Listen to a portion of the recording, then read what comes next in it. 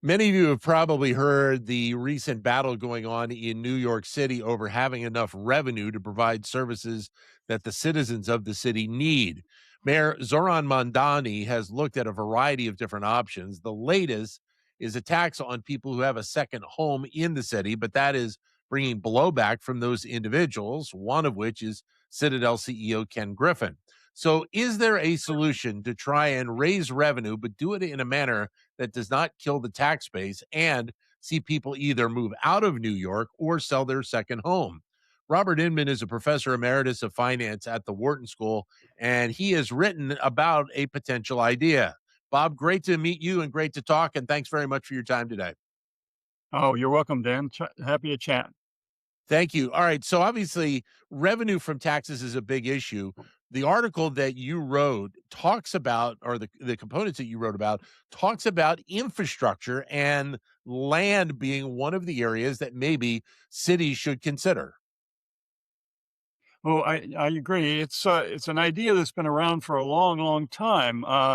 Actually started by Henry George, who was a Philadelphian, and back in 1900. The basic idea when you do taxes is, and it's really quite simple. You want to do A, raise your money, and B, do the least damage you can to the private economy as you raise your money. The choices that the mayor has been given initially all really do have fairly significant effects on the New York City economy, and certainly as you said, the blowback he gets with these alternative proposals, property tax being one of his earliest proposals, is going to have big significant implications for one of the issues he cares most about, which is quality of housing and structure. When you tax property, people are going to take less time to maintain and repair their property. The other options are sales taxes, which of course is going to impact consumption, and then income taxes, which New York has been living with for a long time, and that's going to lead to impact on worker effort, and perhaps most importantly, people leaving the city for suburban living. In fact, I'll just quickly mention, Dan, because it was striking to me.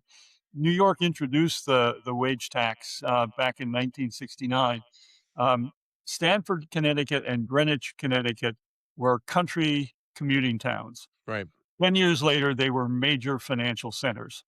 And why is Mhm. that? Because people who were doing finance wanted to avoid the wage tax. They moved out of the city and stayed close to jobs by recreating a new financial center in Stanford and Connecticut. So when I teach this stuff to my students, I say just drive on I-95 and you'll see Yeah. the implications of the wage tax. All right. So taxing the land, though, how does that actually kind of come about and benefit a city? One of the examples I saw talked about is Pittsburgh's been doing this for a long time.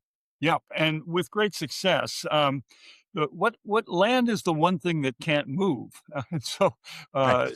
there it is. And if you tax land or the value of the land, you can raise your money, but the land stays in place. And so it's going to be by definition, the one that does the least damage in terms of mobility to the economy. Right.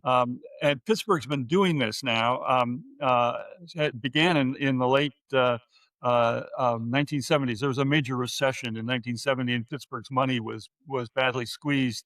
They were looking for new sources, and they made a decision. The tax structure in Pittsburgh, and which is true for New York as well, allows you to separate the tax rate on structures, buildings, bedrooms, bathrooms, and the like, from the tax on land. And what Pittsburgh did was to raise the land part of the tax and hold the structure part fixed. And that put more of the new burden of the tax onto land. The implication was of the in the study that was done by colleagues at the University of Maryland, of the 25 or 30 Midwest industrial cities that they compared Pittsburgh to, Pittsburgh was the only city that grew from 1979 through 1995 when they completed their study. Right. And why was that? Because the thing that was discouraging growth, taxes on structures, was now gone or significantly less. And all new revenues came from tax on land, which couldn't move. And the implication really was, if anybody's been to Pittsburgh recently, a major transformation of the Yeah. city. Yeah, it's kind of amazing to see what's happened to Pittsburgh in the last 3 decades or so, and obviously, by doing that, they've been able to provide all of the services that they need, for the citizens there, correct? Absolutely, and importantly so for the new businesses that were coming in, the IT from Carnegie Mellon, the medical centers from, the University of Pittsburgh Medical Center, high tech, uh, infrastructure kinds of buildings, which, by the way, are pretty mobile. But they had an incentive now to come into Pittsburgh because they were gonna be taxed at a much, much lower rate relative Right. to their alternatives.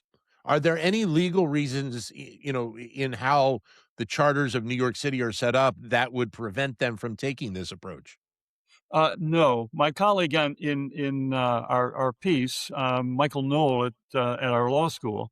Michael's an expert on the structure of tax laws, and New York does allow for the separation of tax rates on land and on structures. So Mhm. you could have, just as a simple example, have a tax rate on structures that might be 1%, but a tax rate on land that might be 3 or 4%. And so you can separate the tax rates uh, and uh, um, and do get essentially the same effect that we're shooting for with a pure land tax. And there's no instance realistically where that tax kind of being incorporated into the component of the land, it gets passed down to the consumer down the road? No, because the easiest way for me to think about it is there's always somebody sitting on the fence to come in or come out. Right, And a simple example would be suppose I'm willing to pay $100 to be at this particular location to use this piece of land. right, You say to me, the potential users of the land, I'm going to tax you $100. And I say, well, I'm going to leave. Well, the guy who owns the land was making $100 from my rents, right, subtracting his costs. He was making 80 bucks. So he could bear the burden of the tax. So the way I think about taxes, who can't leave is the guy who pays the tax. I'm the user of the land. I can leave. I can go to Connecticut. right. But the owner of the land is going to have to stay in place, and he eventually or she eventually will be the one who pays the tax. I should mention just quickly, you can design the tax so it isn't a tax on residential homeowners, but a tax on commercial property, Right. industrial property. You can pick your taxpayer, um, and so it need not be a burden on the lower and middle income families of the city, but rather the industrial and commercial places. And that would just basically work off how the zoning is set up already in a lot of these communities, right? Exactly, Yeah. exactly. So is there any reason why this approach hasn't been tried before in New York? In New York, I don't know the answer to that. I think more generally, the issue is administration of the tax seems complicated because you're going to have to separate the value from the structure from the value of the land. But in the case of Pittsburgh, there was a lot of vacant land. Yeah, And so you have a one building with a structure and one building with no structure. You have the value of the land right there right. waiting to be done. You can do it administratively and accounting wise, even if you don't have vacant land. But typically, vacant land is the benchmark that you'll use. And the potential downside risk is obviously what we're seeing play out. It seems like with Mr. Griffin, who's talking about moving a lot of his offices for Citadel down to Miami, you're talking about the potential of losing a significant amount of revenue by going the route that Mayor Mamdani is going, rather than potentially looking at this avenue of taxing the land. Oh, absolutely. Because the owner of the land has an incentive to stay as long as the profits they make off owning that land is less than the tax. And you may as well stay in New York and continue to reap the benefits of the agglomeration advantages of the city. Right. Bob, great to talk with you. Thanks for your insight. All the best. Look forward to talking to you again. Great. Thanks, Dan. Thank you. Robert Inman, who is a professor emeritus of finance here at the Wharton School.